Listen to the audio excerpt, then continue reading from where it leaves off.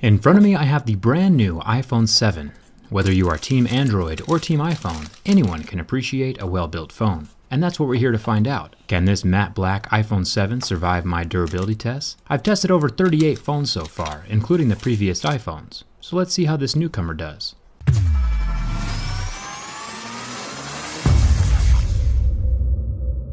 Let's start with the scratch test.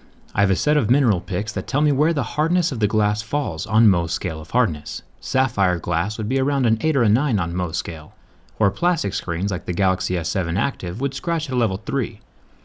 Normally, the average smartphone will start scratching at a level 6, and this appears to be the case with this new iPhone 7. It is on par with the typical smartphone screen hardness. Coins and keys won't scratch it, but you should keep it protected anyway. There are still plenty of abrasive materials in the environment, hiding in the pockets of your jeans or purse that can cause scratches to the screen of your phone.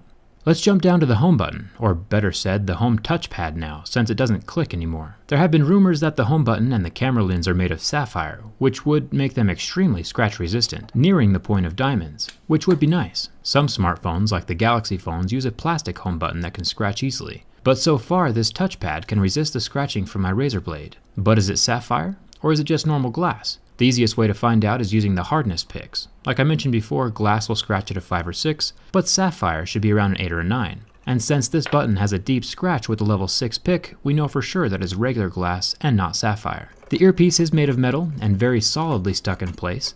It won't be sliding around or falling out like the old iPhone 4s did. Now with the back aluminum, I will be scratching a jet black version very soon, but so far this matte black version holds up extremely well to my keys. You can hardly tell that it's been scratched. Razor blades, on the other hand, will scratch the phone just fine.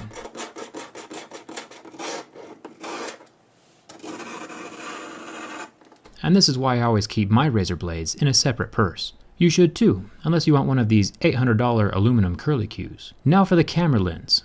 This glass piece is protecting the new 12 megapixel camera inside of the phone, and it is definitely scratch resistant, which is awesome. My razor blade does nothing to it. But is it sapphire? It still scratches deeply at a level 6, so it doesn't look like anything on this phone is sapphire. Sapphire does have its pros and cons, but I'll save that for another video. Next to the camera lens, we have what Apple is calling the Quad LED True Tone Flash. Initially, I thought that this might be 4 different colored LEDs, bringing even more life to pictures than just a dual-colored flash would. But while indeed there are 4 LEDs, it is still just the same normal 2 colors that the older iPhone 6 has. The flash is just brighter now, because there are more of the LEDs, which is good. Checking out the build quality of the rest of the phone, we find out that the buttons are metal, which is ideal. Plastic buttons tend to discolor or pop out more often than metal buttons do. So thumbs up to Apple for sticking with quality materials. The antenna bands are still plastic, but that's a necessity with Apple's design at this point in time. If you remove these antenna bands, no more cellular connection.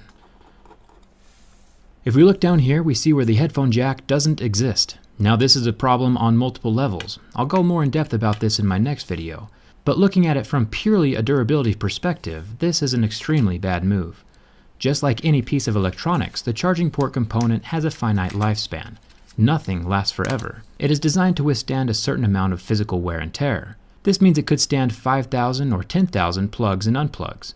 Nobody knows the exact number but Apple, but essentially, now that Apple is combining the headphone jack and the charging port into one, we have 2 accessories using the same single port, doubling the rate of wear and tear. So once this singular lightning port dies or reaches the end of its lifespan, your phone is toast. There's no backup wireless charging either. So if you are a person who's ever had their charging port stop working on a previous phone, you can sit back and watch your iPhone 7 port die in half the time. Unless you fork over the dough for some wireless headphones, which is what Apple wants you to do anyway. I plan on making a video more in depth about the headphone jack in a few days. It'll be revealing, so subscribe and turn on your notifications for that. What do you think? Is it good that Apple killed the headphone jack? Let me know down in the comments. On to the burn test. The IPS LCD of the iPhone 7 lasted almost 10 seconds under direct contact with flame before the pixels got hot and turned off, going completely black.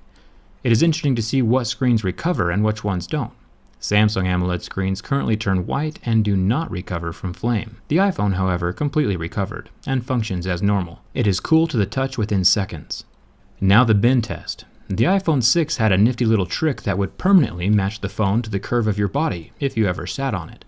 The iPhone 7 does not appear to be as flexible. It is interesting to watch the waterproofing adhesive between the frame of the phone and the screen. You can watch it tear as I heavily flex the phone. So while this phone will not suffer from bin gate or catastrophic failure, I would still not sit on it, just to keep that water resistance intact. Once that adhesive is torn, it will not be as resistant as it once was. Overall, Apple has made another solid phone. I appreciate the build quality. I still have plenty more to say about that headphone jack, but that'll come in another video.